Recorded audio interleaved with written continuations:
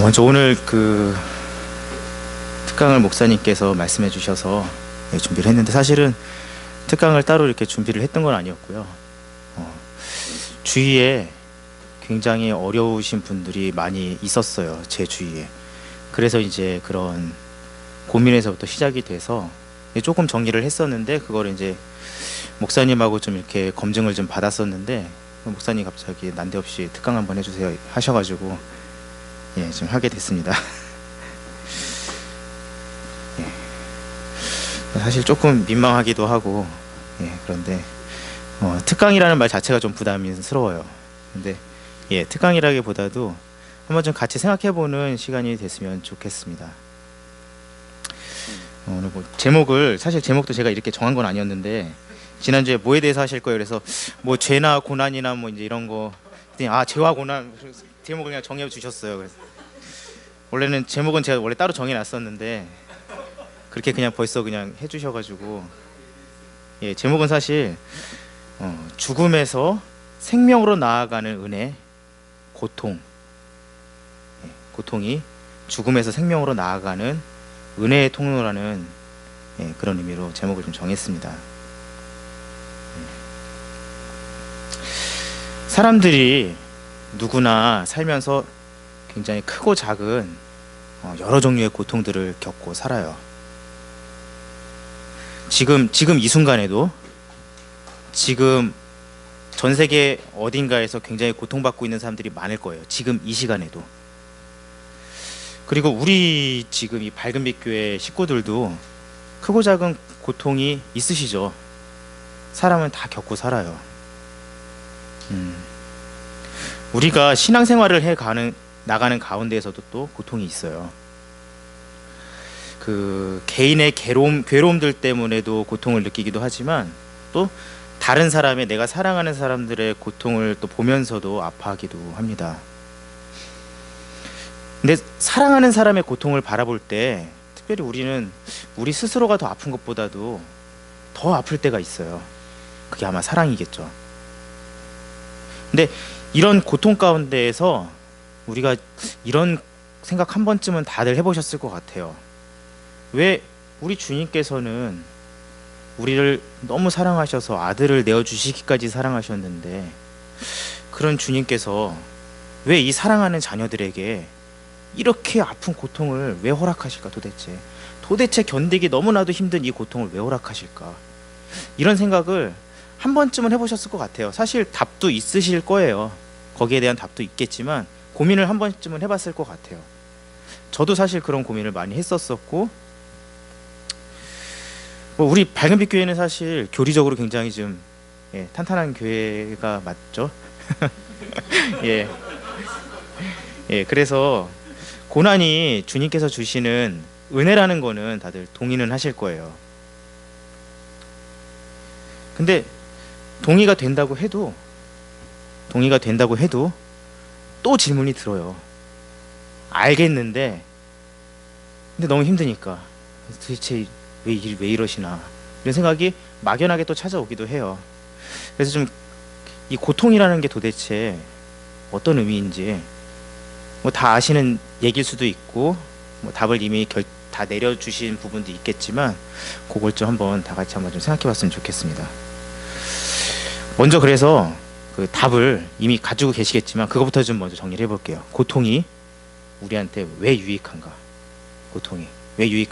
그거부터 좀 먼저 생각을 해볼게요. 고통은, 제가 먼저 정리한 거를 먼저 말씀을 드릴게요. 고통은 우리가 죄인이라는 사실을 알려주고요. 왜냐하면 고통이라는 악은 죄의 산물이잖아요. 그래서 고통이라는 거는 우리가 죄인이구나, 고통을 느낀다는 것 자체가 내가 인정하던 안 하던 내가 죄인이라는 거를 증명해주고 있어요. 그리고 또 우리가 죽음으로 향하는 이 육체를 입고 있다는 거를 또 증명해줘요. 만약 우리한테 이런 고통이 없다면 우리가 어떤 존재인지를 망각하고 살지도 모르겠습니다. 그게 첫 번째로 유익하고요. 두 번째로, 고통은 이 죄라는 게 얼마나 끔찍한 건지, 얼마나 더럽고 무서운 건지, 그걸 우리한테 뼈저리게 느끼게 해줘요. 고통이 힘들잖아요.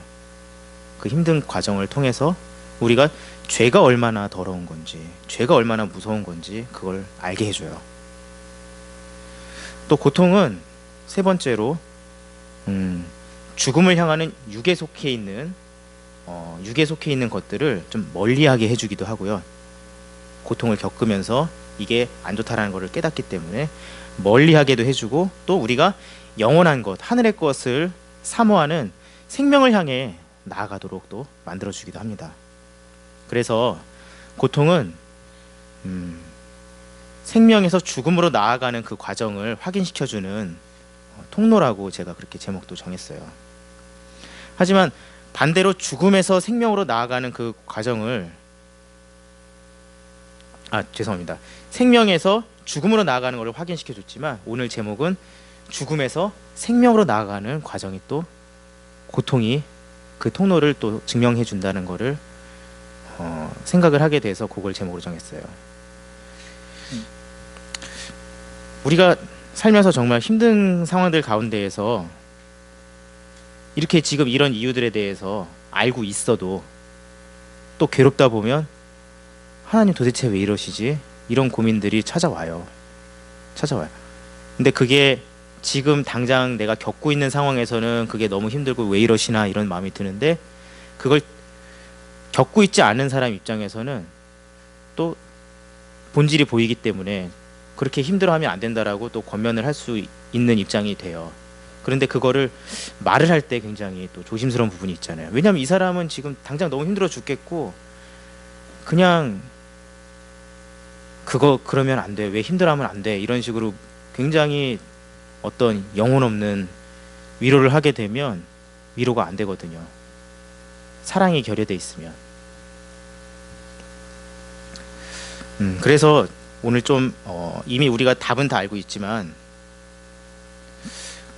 그 고통의 의미들에 대해서 좀 더 깊이 한번 좀 생각을 해보고, 또 그 고통을 미혹 없이, 우리가 그런 일을 겪을 때 정말 미혹 없이 한번 은혜로 받을 수 있는 그런 훈련이 되는 시간이 되었으면 좋겠습니다. 오늘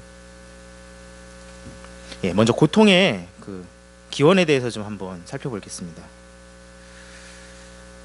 고통이라는 의미에 대해서는 굳이 단어적인 설명을 하지 않아도 모두가 알고 계실 거예요.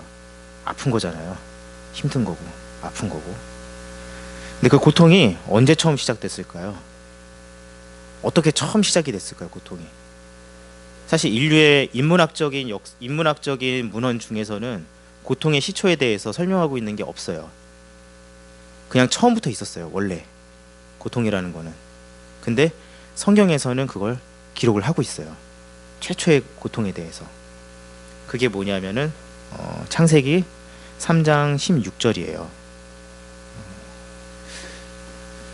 상반부만 제가 조금 읽으면, 또 여자에게 이르시되 내가 너에게 임신하는 고통을 크게 더하리니.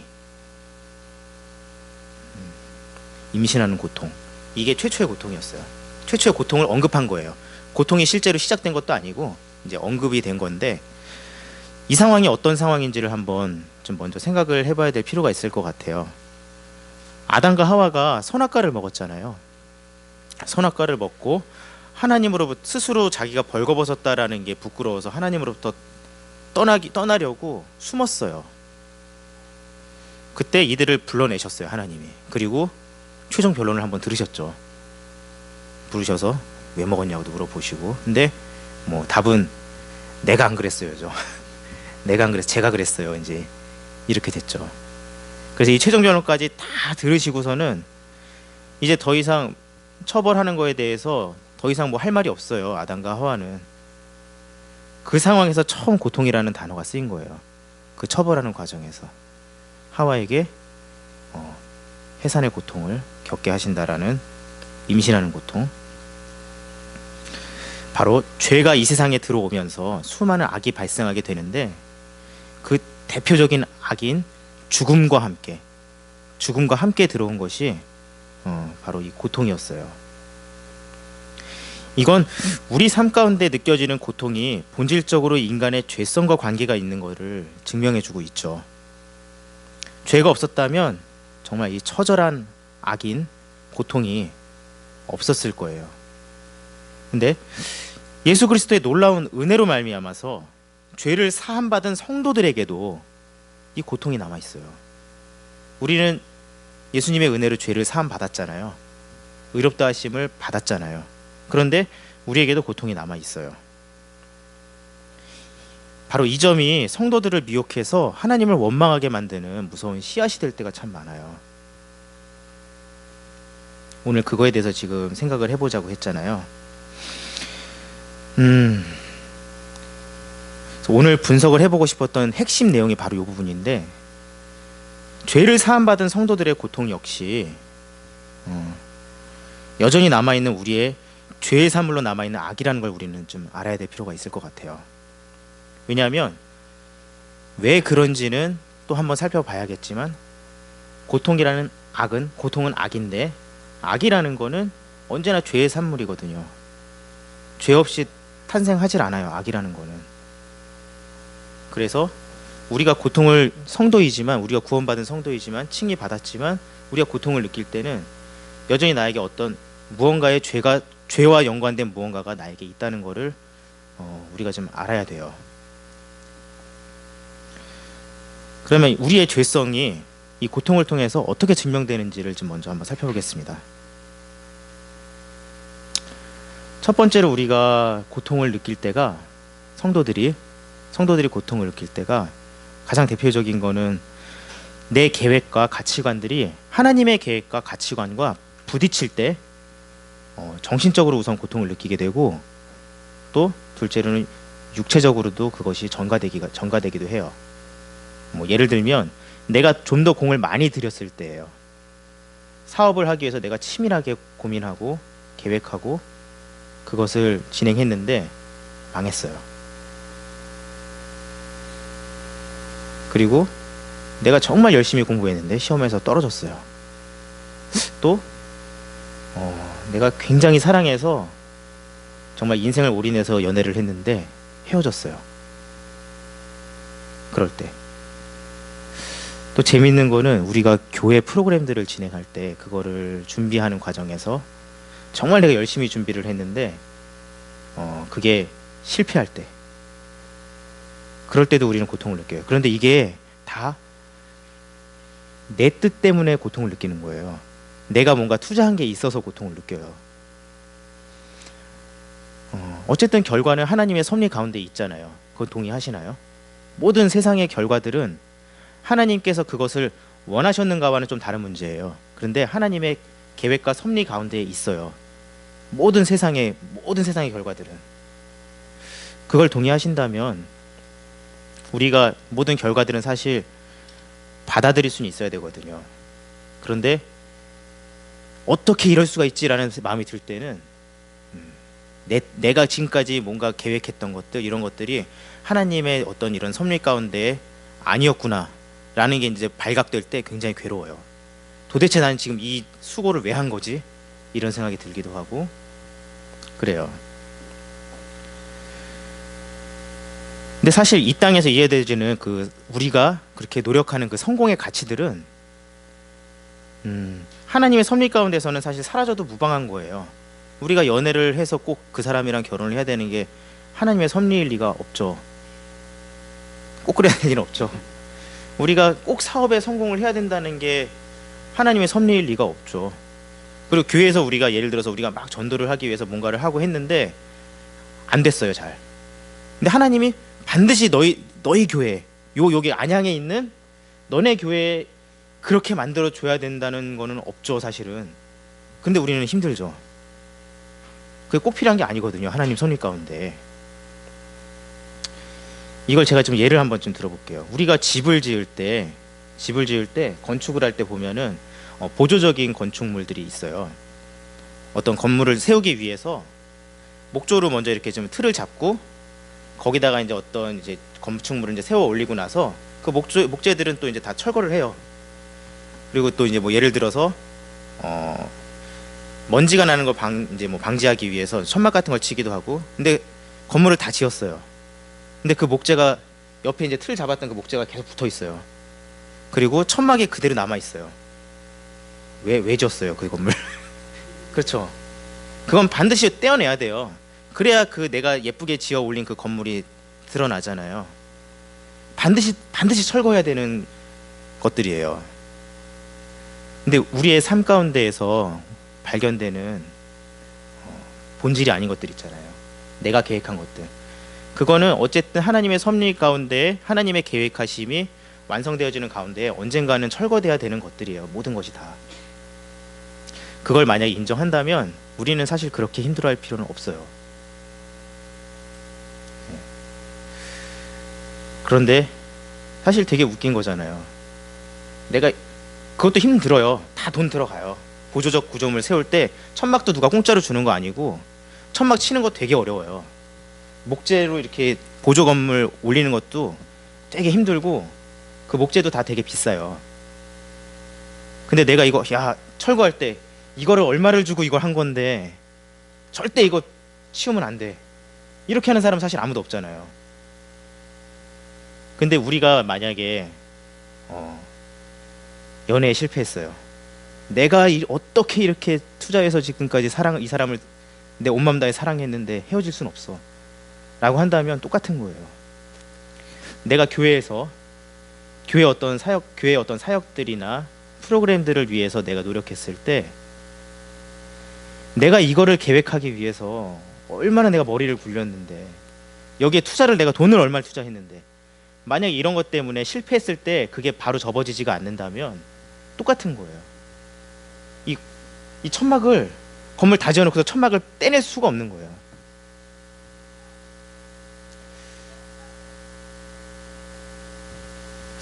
참 그렇게 생각하면 우리가 저부터도 지금 굉장히 부끄러운 일들이 많이 떠올라요.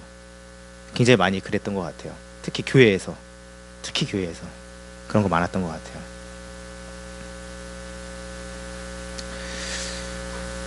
근데 이거를 우리가 지식으로 알더라도 지금 이렇게 우리가 이제 지식으로 한 번 더 고민도 해보고 지식으로 알았잖아요. 알더라도 근데 이게 닥치면 우리의 감정은 또 그렇지가 않아요. 그렇죠. 예수 그리스도의 은혜로 말미암아서 거듭난 성도들은 성령의 인도하심을 세밀하게 느끼면서 정욕을 사랑하는 이 육의 원하는 바를 따르지 않고 하나님의 원하시는 바를 따라가고자 하는 사람들이잖아요. 성도들은. 근데 마귀가 또 간교한 목소리로 우리를 미혹하기도 하고 우리의 죄의 습관이 깊게 배인 육의 원함으로 인해서 두 마음이 항상 부딪히게 될 때가 많아요. 그래서 마치 죽음으로 향해 가는 과정이 우리가 처음 받은 그 생명에서 죽음으로 향해 가는 과정이 고통이 나타나듯이 어쩌면 또 죽음에서 우리가 다시 거듭나서 생명으로 나아가는 그 과정도 또 고통을 느끼게 되는 건지도 모르겠어요. 어쩌면 그 생명과 죽음이라는 간격에 있는 모든 과정들은 어쩌면 다 고통인지도 모르겠어요.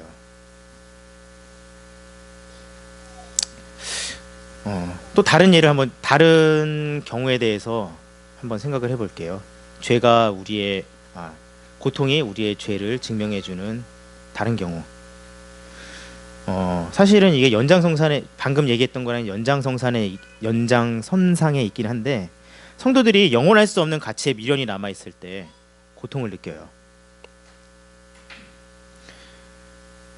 이거를 제가 선상에서 얘기하지 않고 따로 좀 이렇게 구분을 해서 하는 이유는 뭐냐면은 사실 여기에서 가장 많은 고통이 등장하고 제일 참기가 오히려 어렵고 그런 부분이 있어서 좀 따로 단락을 나누어서 좀 얘기를 하려고 해요. 그 뭐냐면은 사랑하는 사람의 육체적인 죽음이 발생했을 때예요. 사랑하는 사람의 육체적인 죽음.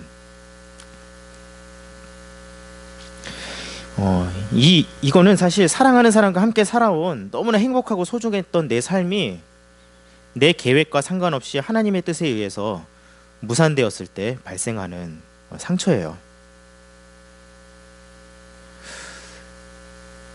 그 내 뜻이죠. 내 뜻이고 그 내 뜻이 끝까지 관철되지가 않으니까 발생하는 상처예요. 그런데 우리는 그 상황에서 그렇게 생각하기가 너무 힘들죠. 너무 괴로우니까. 제가 예전에 고백록에서 굉장히 요 내용에 대해서 감명 깊었던 부분이 있어서 한번 좀 같이 좀 읽고 넘어가려고 합니다. 고백록은 우리 믿음의 선배인 아우구스티누스가 쓴 책이에요. 그분이 이단에서 신앙인으로 넘어오고 나서 나중에 이제 자기의 회고록처럼 이제 자기의 신앙을 쭉 정리를 한 이제 내용인데, 어머니가 평생 이 어거스틴의 구원을 위해서 기도를 했었어요. 그리고 근데 어머니를 나중에 이제 예수님을 믿게 되고 어거스틴이 어머니를 더 사랑하게 됐죠. 그런데 어머니가 돌아가셨어요. 돌아가셨을 때 어거스틴이 참을 수 없는 슬픔에 빠졌었어요. 굉장히 힘들었어요. 어거스틴이 정신이 약간 혼미해질 정도로 힘들었대요. 그때 했던 이걸 겪고 나서 어거스틴이 나중에 그 얘기를 이제 다시 고백할 때 기록한 얘기예요. 읽겠습니다. 주님께 어머니를 위한 구속의 제사가 드려지는 동안에 주님께 간절하게 기도를 드렸는데, 그렇게 기도를 드릴 때도 나는 울지 않았습니다. 하지만 사실은 그날 온종일 마음속으로 너무나 슬프고 괴로워서 할 수만 있으시다면 나의 슬픔을 치료해 주시라고 기도하였습니다. 그런데도 주님께서는 그 기도를 들어주지 않으셨습니다. 그래서 나는 이 일을 통해서 주님은 한 가지 교훈, 즉 사람의 온갖 습관은 이제 더 이상 속이는 말들을 먹고 살지 않는 영혼조차도 묶어버리는 쇠사슬로 작용한다는 교훈을 나의 뇌리에 각인시키고자 하신 것이라고 믿습니다. 이렇게 고백했어요. 다시 한번 읽어볼게요. 주님은 그 기도를 들어주시지 않은 이유가, 내가 너무 슬픈데 그 슬픔을 좀 없애달라고 기도를 했더니 들어주지를 않으셨어요. 계속해서 너무나 슬펐어요, 어거스틴이. 근데 그 기도를 들어주시지 않은 이유에 대해서 이렇게 고백해요. 나는 이 슬픔, 이 일을 통해서 주님은 한 가지 교훈, 사람의 이 온갖 습관들은 이제 더 이상 속이는 말들을 먹고 살지 않는 영혼조차도, 구원받은 영혼조차도 묶어버리는 쇠사슬로 작용한다는 교훈을 나의 뇌리에 각인시키고자 하신 것이라고 했습니다. 그만큼 우리의 습관이 무섭다는 거였어요. 그렇게 고백을 했어요. 저는 이거 동의를 하거든요. 우리가 구원을 받았지만 우리에게는 죄의 습관들이 남아있잖아요. 그래서 그렇게 이기기 힘든 고통이 되는 것 같아요. 하지만 이겨내야겠죠. 이겨내야겠고 그 슬픔을 옆에서 지켜보는 사랑하는 교회 지체들은 같은 마음으로 위로해야만 그 위로가 통할 것 같아요. 조금 변의 얘기지만 누가 이제 그런 얘기를 하더라고요. 어디서 들은지 제가 정확히 기억이 안 나는데 어디선가 들었어요. 근데 기억이 잘 안 나요. 근데 사람이 아무리 힘들어도 그 힘든 일이 닥쳤을 때 바로 죽질 않는데요. 바로 죽게 될 정도까지 이르질 않는데요. 그런데 골든타임이 존재를 하는데 그 골든타임 동안에 위로를 받지 못하면 그 사람이 죽게 된대요. 그런 얘기를 하더라고요. 증명된 진실인지 아닌지는 모르겠습니다. 그런데 우리는 위로해야겠죠. 주님의 사랑으로. 근데 그게 정말 영혼 없는 위로가 아니라 그 고통을 함께 느끼고 있을 때에만 위로가 가능할 것 같아요. 또 다음 사례를 한번 또 생각해 보겠습니다. 고통이 우리의 죄를 증명해주는 또 다음 사례. 우리가 누군가한테 육체적으로 혹은 정신적으로 공격당할 때 우리는 고통을 느껴요. 이거는 사실 내 죄를 증명해 준다기보다도 복합적인 문제가 돼요. 타인의 죄. 누군가가 나를 때렸어요. 나는 맞았어요. 사실 그건 내 죄는 아니죠. 내 죄는 아닌데 고통을 느낀다는 게 육체가 죄성을 갖고 있다는 걸 증명해 준다는 것 뿐이고, 그 행위 자체는 때리는 게 죄가 되잖아요. 근데 그 타인의 죄 때문에 또 내가 고통을 또 느껴요. 이런 게 되게 많죠. 우리는 이 고통을 통해서 그 타인의 죄를 통해서 내가 고통을 겪을 수 있다는 거를 깨달았을 때, 그 고통을 느낀다는 내 육체를 통해서 내 죄성을 깨닫기도 하지만, 또 내가 무지 중에 짓게 된 죄들이 다른 사람을 그렇게 아프게 할 수 있다는 것도 또 깨달아야 된다고 생각을 합니다. 심지어는 죽게 만들 수도 있어요. 내가 무지 중에 저지른 죄가 다른 사람을 죽게 만들 수도 있어요. 굉장히 조심하면서 살 수밖에 없겠죠. 또 고통이 우리의 죄성을 증명해주는 다른 경우에 대해서 한번 생각해 보겠습니다. 사람들은 모두 죽습니다. 이 사실이 바로 우리의 죄성을 증명해줘요. 우리의 육은 생명이신 하나님의 반대편인 죽음을 향해 나아가고 있는 그 죄성을 갖고 있기 때문에 우리가 꼭 죄를 따로 범하지 않는다고 하더라도 우리의 육은 이미 죽음을 향해 가고 있어요. 죽지 않은 사람이 아무도 없잖아요. 그렇기 때문에 우리의 의지가 하나님께 순종하려고 하는 가운데에도 우리가 거듭나면 우리가 하나님께 순종하고자 하는 의지를 갖게 되잖아요. 그런데 그렇게 하나님께 순종하고자 하면서도 우리의 육은 본성적으로 죽음을 향해 가고 있기 때문에 계속해서 이걸 거부하려고 하는 습성이 있어요. 하나님의 뜻을 거부하려고 하는 습성이 있어요. 모든 육체가 죽게 되는 게 바로 이 죄성 때문이라고 생각합니다. 우리의 육체가 다치거나 고통받는 것은 우리의 육체가 죽을 수 있다는 걸 보여주는 생물학적인 암시이기도 해요. 동시에 우리의 육은 썩어 없어질 것이라는 영적인 의미를 또 암시를 하기도 합니다.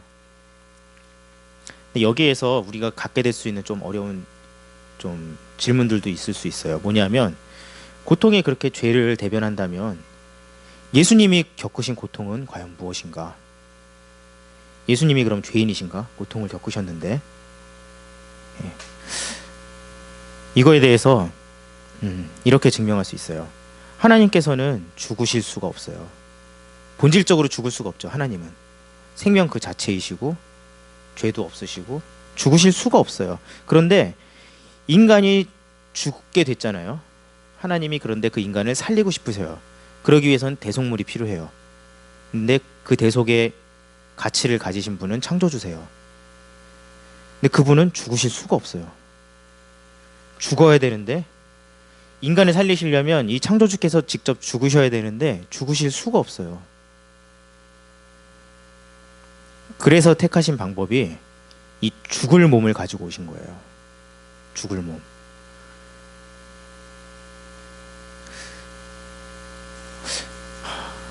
한번 그냥 막연하게라도 한번 상상해 보세요. 하나님이라는 존재가 이 땅에 내려와서 어떠한 그냥 특별한 육신을 가지고 이 땅에 내려오는 것 자체도 굉장히 끔찍한 일일 수 있는데 죽을 몸을 갖고 오세요. 죽을 몸. 죽기 위해서. 죽어야 돼서. 죽을 수가 없어서 도저히 방법이 없는 거예요. 죽을 수가 없어서 죽기 위해서 이 죽을 몸을 가지고 이 땅에 오신 거예요. 그래서 그 육체를 갖고 오셨기 때문에 예수님께서는 고통도 겪으시고 또 죽으실 수가 있었어요. 그게 우리에게는 은혜가 되죠. 하나님께서는 스스로를 이렇게 나약한 육체에 제한하셨지만 인간이라면 반드시 죄를 지을 수밖에 없잖아요. 그리고 죽을 몸을 가지고 왔다는 거는 그 몸은 죄를 향해 가고 있는 몸이잖아요. 그런데 예수님께서는 그 몸을 가지고 또 안 죽으셨어요. 아니, 죄를 안 지셨어요. 죄를 짓지 않으셨어요. 그래서 죽을 몸을 가지고 죽지 않아도 되는 자격까지 가지셨어요. 그렇게 해서 우리의 죄를 대속하셨어요. 심판받지 않아도 되는 자격의 몸에서 심판을 받아야 하는 인간의 죄를 얹으셔서 그 놀라운 사랑의 계획대로 대신 죽으셨고 또 그 불완전한 인간의 육체 대신 완전한 몸으로 살아나셔서 하나님이심을 또한 증명했습니다. 예수님은 죄인이시기 때문에 고통을 받는 게 아니고 우리의 죄 때문에 고통을 느끼신 거였어요. 고통을 느끼실 필요가 없는 분인데 우리의 죄 때문에 고통을 느끼신 거였어요. 요 앞에 얘기했던 조건들 중에 경우들 중에 타자의 고통이 타자의 죄가 나의 고통을 만들어내는 경우를 우리가 살펴봤잖아요. 바로 그 경우에 속하는 거예요. 예수님께서는 고통받을 이유가 없는데 우리 때문에 고통 당하신 거였어요. 또 하나의 질문이 있을 수 있어요. 성령님은 그럼 먼저 성부께서는 왜 아파하시고 성령께서는 왜 탄식하시나? 그 괴로움들은, 그 고통은 도대체 어디서 온 것인가? 이 질문에 대해서 살펴보기 위해서는 삼위일체에 대한 논의가 먼저 좀 필요한 것 같아요. 예수님께서 육신을 입고 이 땅에 오신 이유는 창조주로서 피조물의 죄를 대속하시기 위해서 죽을 수 있는 육신이 필요하셨기 때문이라고 했잖아요. 그리고 그것 때문에 예수님께서는 고난을 당하는 것이 가능해지셨었죠. 근데 하나님께서는 우리가 알다시피 삼위일체세요. 완벽하게 사랑으로 하나가 되신 분이세요. 그렇기 때문에 단독으로 고난받는 게 불가능해요. 단독으로 고난받는 게. 예수님이 이 땅에서 고난 당하실 때 하나님의 마음이 어떠셨을까요? 우리는 사실 이 땅에서 삼위일체에 해당하는 그런 완벽한 사랑의 연합을 이루지 못해요. 아직까지 이룬 적이 없어요. 그런데 하나님께서는 정말 이루셨거든요. 그런데 막연하게 우리가 정말 사랑하는 사람의 고통을 보면서 내가 아픈 게 더 낫다라고 느끼잖아요. 근데 이거는 하나님의 사랑과 비교했을 때 완벽하지 못하잖아요. 그런데도 불구하고 우리는 죽을 것 같은 고통을 느껴요. 남의 고통을 통해서. 그런데 아버지 하나님께서는 예수님이 고통당하실 때 그 고통의 크기가 어떠하셨을까요? 저는 이 부분을 생각하면서 정말 많이 울었어요. 그 마음이 정말 어떠하셨을까? 이 부분 생각하면서 정말 많이 울었었어요. 그 고통은 아버지 하나님께도 어마어마한 고통이 될 수밖에 없고 성령 하나님께도 어마어마한 동일한 고통이 될 수밖에 없어요. 그때 아버지 하나님과 성령 하나님께서는 예수님의 고난과 함께 고통을 느끼셨고요. 또한 예수님이 부활하시고 떠나시면서 우리에게 보혜사 성령님을 선물로 주셨잖아요. 그분이 우리와 함께 하시잖아요. 그런데 성령께서는 육신을 갖고 계시지 않지만 우리의 영 가운데 항상 영으로 거하시면서 동행해 주셔요. 근데 문제는 성령님이 문제가 아니라 우리가 죄에 속한 이 육체 가운데 있어요. 우리가. 그래서 우리는 계속 고통을 느껴요. 근데 성령께서 우리와 연합해 주시길 원해요. 성령께서 우리를 사랑하셔서. 근데 아직 우리는 죄에서 완벽히 벗어나질 못했어요. 육체에 속해 있어요.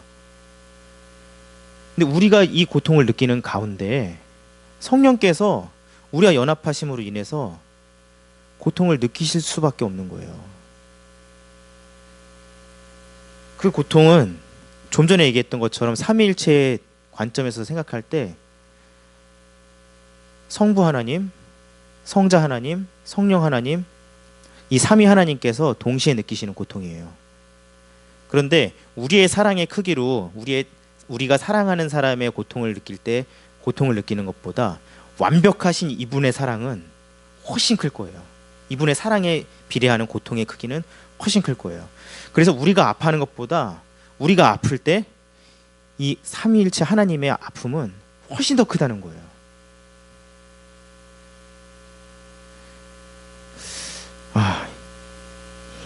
이 사실은 우리가 고통을 느낄 때 위로가 되기도 하지만 또한 우리가 죄를 멀어지게 하는 효과를 가져올 수도 있다고 생각합니다. 이 삼위일체 하나님께서는 죽어야 되는 우리를 죽게 내버려 두질 않으시고 대신 죽으심으로 살리셨고요. 또 고통받는 우리들을 고아와 같이 버려두지 않으시고 우리가 아파할 때 우리와 함께 그 고통의 시간들을 그 한순간 한순간 그 고통의 시간들을 다 함께 하여 주셨어요. 그래서 우리가 정말 슬프고 힘들고 죽을 것 같을 때 이분의 아픔은 더 크셨어요. 그렇게 우리와 함께하고 계시는 거였어요. 이 끊어질 수 없는 완전한 사랑의 존재인 삼위일체로부터 예수 그리스도가 끊어지던 순간 하나님께서 느끼셨을 고통은 아마 핵이 분열할 때 일어나는, 우리가 원자폭탄이라고 부르죠. 핵이 분열될 때 어마어마한 에너지가 발생하잖아요. 이 크기보다 비교할 수가 없을 거예요. 그런데 적절한 비유가 아닐 수는 있어요. 에너지가 발생하는 크기가요. 핵이 분열될 때 발생하는 에너지가 원자력 에너지죠. 핵 분열 에너지라고 하잖아요. 근데 핵 융합 에너지라는 게 또 있어요. 여기에서도 어마어마한 에너지가 발생을 하는데 이게 핵이 분열될 때 발생하는 에너지보다 훨씬 더 크대요. 그리고 핵이 분열될 때는 불순물이 나와요. 방사능. 근데 핵이 융합될 때는 방사능이라는 게 발생을 안 해요. 불순물 없고 완전하게 무결하게 깨끗한 에너지가 더 큰 에너지가 발생을 해요. 어쩌면은 이런 인사이트가 비슷하게 적용이 될 수도 있을 것 같아요. 주님께서 삼위일체 하나님으로부터 외면당하실 때, 삼위일체 가운데에서 예수님께서 외면당하실 때 겪으신 고통이 어마어마하셨지만 또한 그 부활하시고 우리들을 다 하나로 묶으시고 완벽하게 우리가 융합될 때, 하나님 안에서 사랑으로 융합될 때 그때 발생하는 이 놀라운 크기의 기쁨은 그 전에 느꼈던 고통과는 비교할 수 없을 만큼 클지도 모르겠습니다. 우린 그거를 믿고 있고 기대하고 있죠.